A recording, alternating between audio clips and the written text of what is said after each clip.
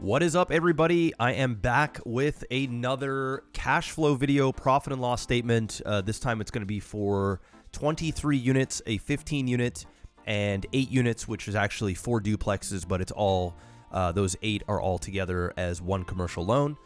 I actually have quite a bit of real estate content lined up, answering very specific questions. People seem to really like the updated videos on how some of the rental properties are doing, and it's no fluff. It's like, it's real. There's a lot of people that talk about real estate and they talk about cash flow this, cash flow that, but they don't actually show you the real profit and loss statements. There's things that they aren't telling you, or things that they just don't want to accept, and I'm actually showing you the real, true cash flow of what these properties are doing.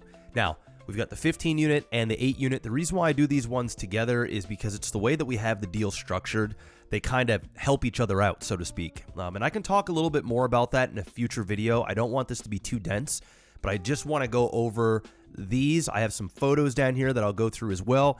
And if you guys have any questions at all, please leave them in the comments section below. I have quite a few real estate videos lined up. I'm still waiting on some equipment to make these videos a little bit better, so bear with me. I know this is like, people are like, why don't you use Excel and why don't you use this? This is how I crunch numbers. I never used Excel ever. I know I've got teased about it many times from many different real estate buddies and other people, but I'm just old school, man. I like writing stuff down on a piece of paper, putting it on Word, looking at it, and that's just how I do it. So I don't think that's ever going to change, but nonetheless, here we go. So this is the 15 unit apartment building. Let me see here. So yeah, my last couple of videos, I showed you guys sort of renovations on this. And I also did a profit and loss statement on this building as well on the last video. This time we have collected $22,280 in rent. On the last video, we had collected $18,445.25. So that is a significant difference. Almost $4,000, like $3,800 in added income that we got between December of 2025 and November. The reason is one, we had a vacancy. Number two, we had somebody that was moving in, so the rents were going up. And number three, we had offered somebody 3 months free rent so that they could basically break their lease. They were talking about wanting to move, so we incentivized them. So they had gotten 3 free months of rent, and that was over. They moved out, and we had somebody new move in. So it was a win for them. They got their full damage deposit back. They got 3 free months of rent, which helped them get into a different unit.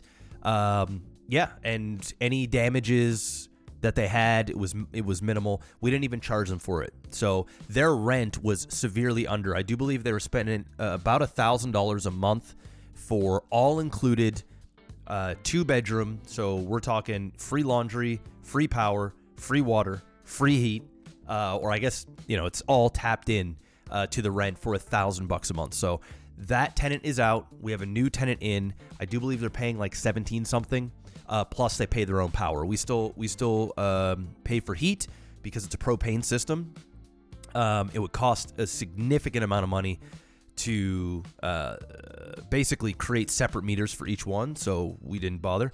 And of course we pay water for the whole building. So now they're paying their own power, and we also have laundry as well in these units as well, which takes the power off us. We have a laundry room that is free for everybody to use, and we're slowly, as these units turn over, we're adding in-house laundry to get them off of the public laundry and then put it into their unit, and then the power that they use is going to be on their own personal bill.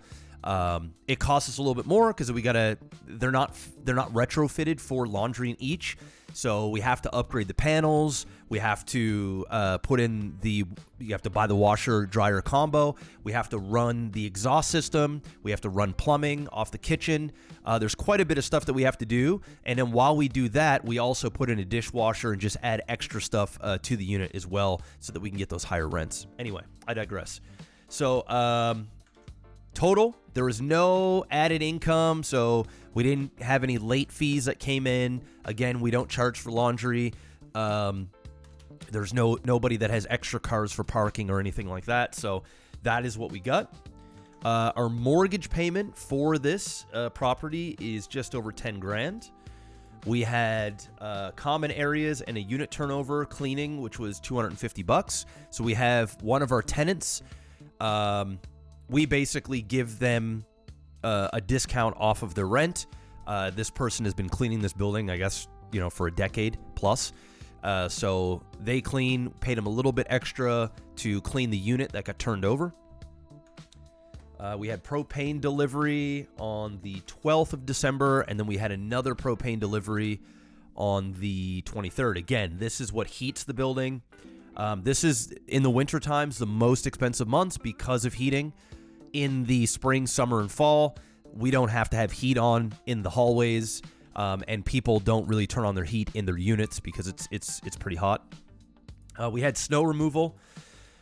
Basically, what we do for snow removal is we have 3 installments over the winter, and those installment payments come out every 45 days. So we had to make our first installment payment in December, and we'll have another installment payment in February. So that is $1,710. So you do that times 3, but this was our first one for the season. And then garbage collection, this never changes. We have this every month. Once you get over a certain amount of units, you've got to have, at least where I'm from, you have to have basically large bins, and the garbage removal company comes and they take the garbage off-site.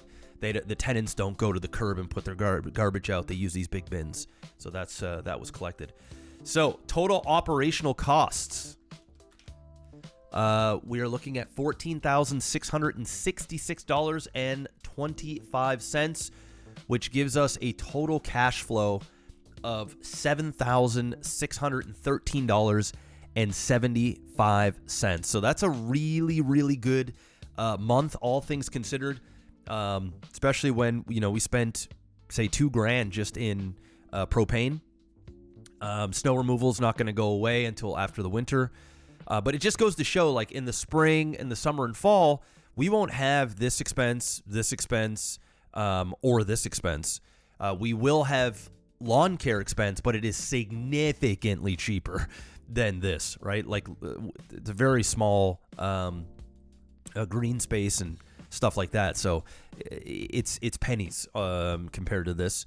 So it just goes to show, like, this is really good. Now, nothing maintenance-wise really happened in December. So usually for a building like this, we normally have $1,000, $1,500 worth of something that has gone on. That could be a few leaky faucets, or something breaks. Maybe it's an appliance repairs. Maybe it's complete appliance, buying a new fridge or something, although that doesn't happen every month. But you know what I'm saying? Like, shit happens.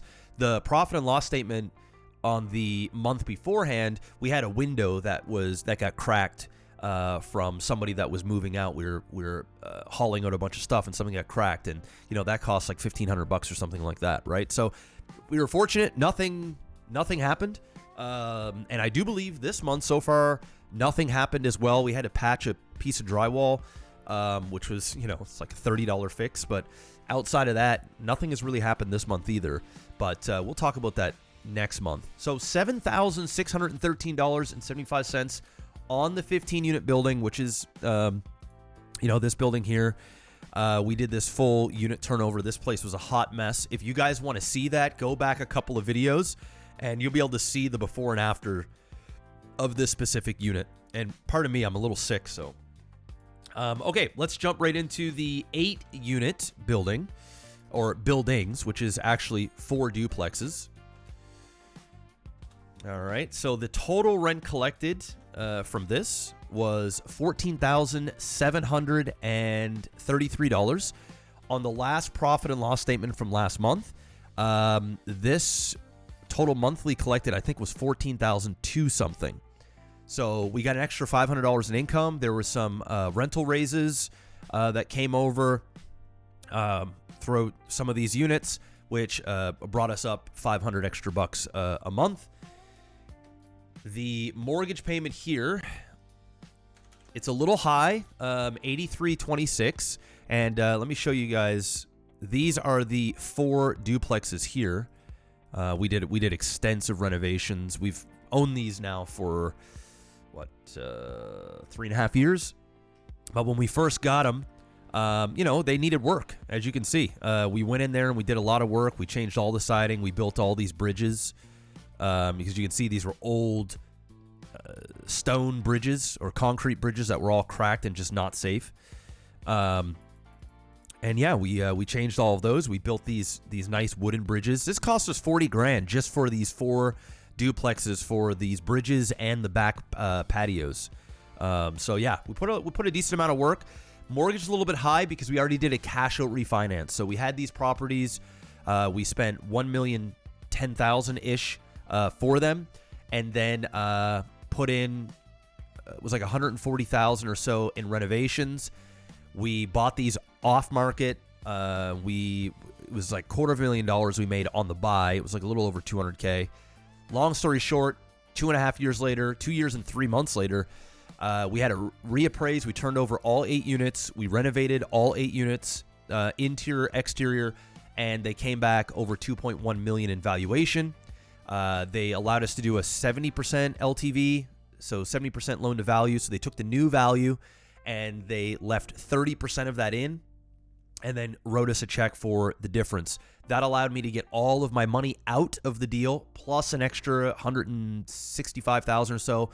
My partner actually didn't have any money in the deal. He found the deal and managed it. He actually ended up getting out multiple 6 figures as well. We turned that money into this 15 unit, which is now bringing us in, good money as well. And we put in a lot of work already of ownership to get this to here. Like, we've already turned over 9 units and done a significant amount of renovations. So why I'm saying all that is we've already refinanced out. We have 0 money in this deal. We have a ton of money in this deal still, but 0 money left in this deal. But because we did the 70% loan to value on the 2.1-ish million, our mortgage payment went up. So that lowered our cash flow, because before that, we were cash flowing significant, but that went down, but we got that chunk of money out, which allowed us to buy this. Anyway, let's go with the insurance payment for this is $678.75. We pay monthly for insurance on this property.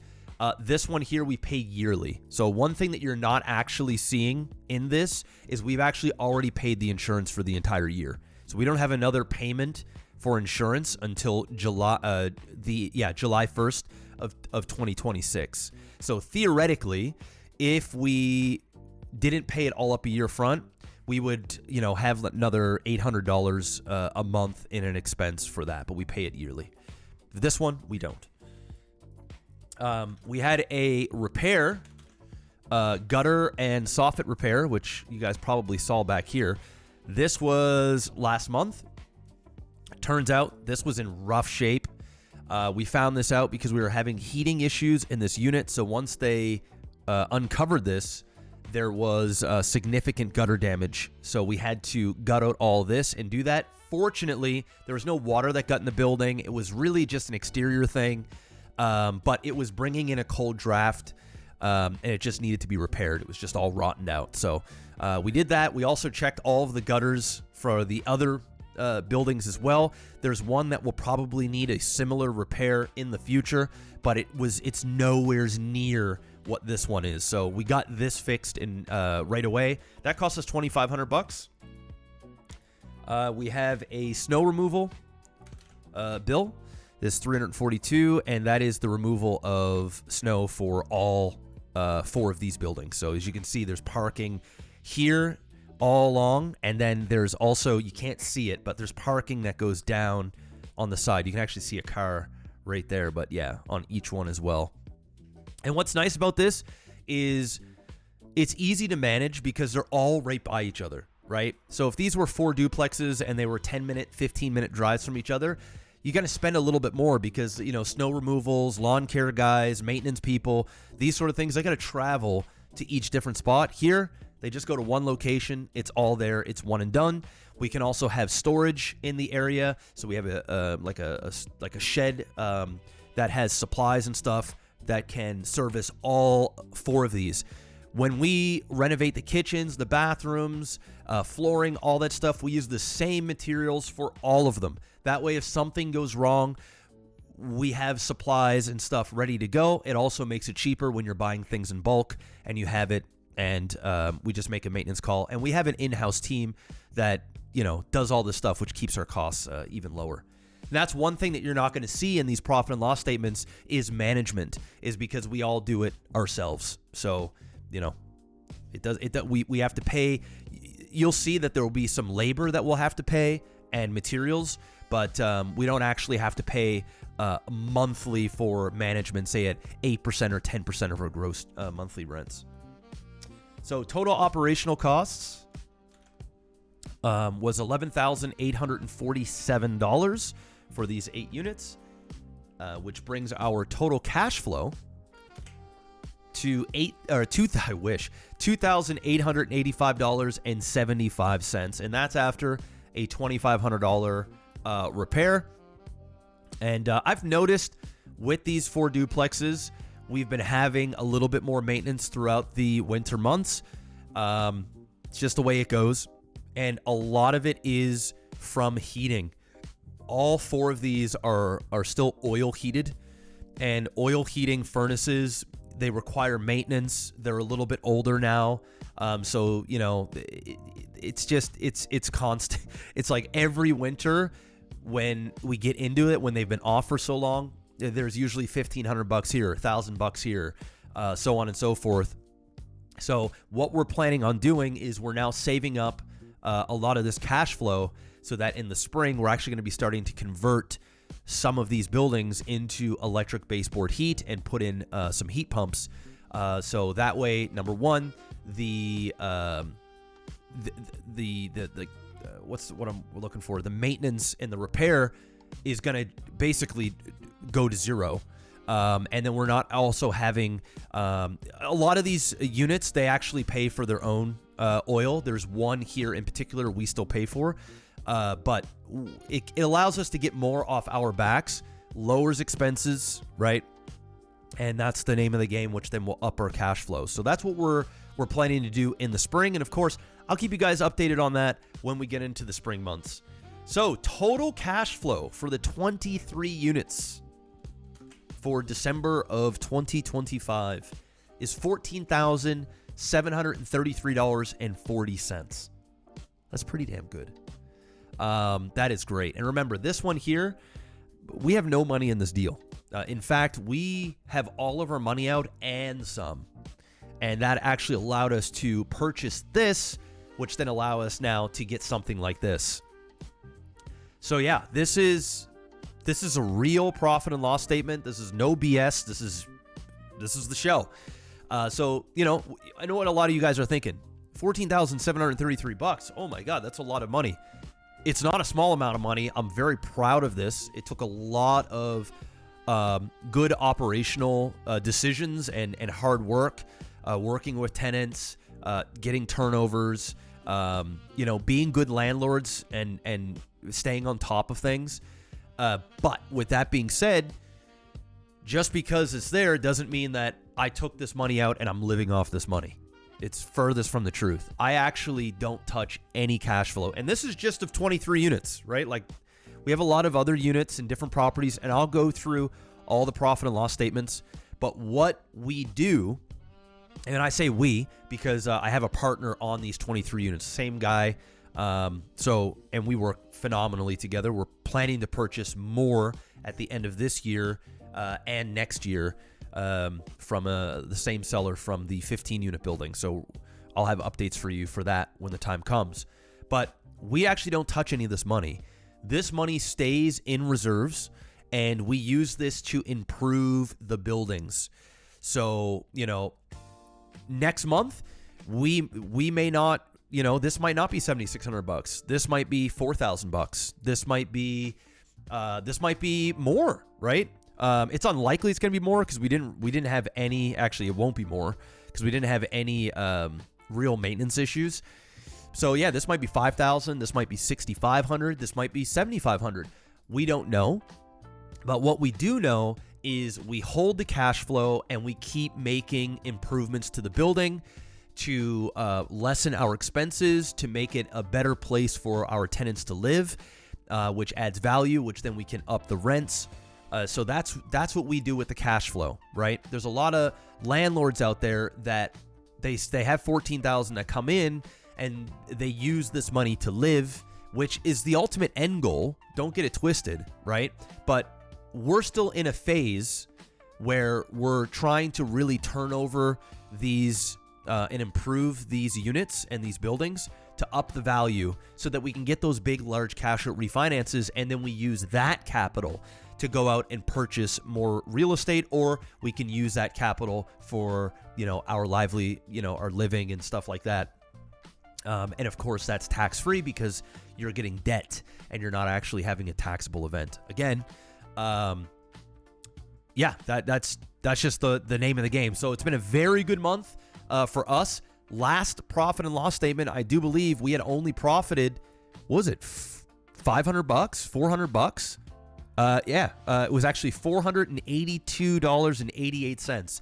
So it's a huge difference from one month to the other. Huge, massive.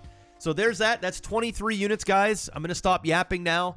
Let me know what you guys think in the comment section below. Let me know if you have any questions. Does this make sense to you? Do you like these type of videos? What videos do you want me to make about real estate? I'm going to have dedicated videos about cash flow, about screening tenants, the biggest complaints that tenants have, nightmare stories. We can talk about eviction processes and all that other stuff. But you let me know in the comment section below what you want to see. This is it. Real life profit and loss statement on 23 units. Thank you so much, guys. Hit that like button, leave a comment, and we'll see you on the next one. Peace out.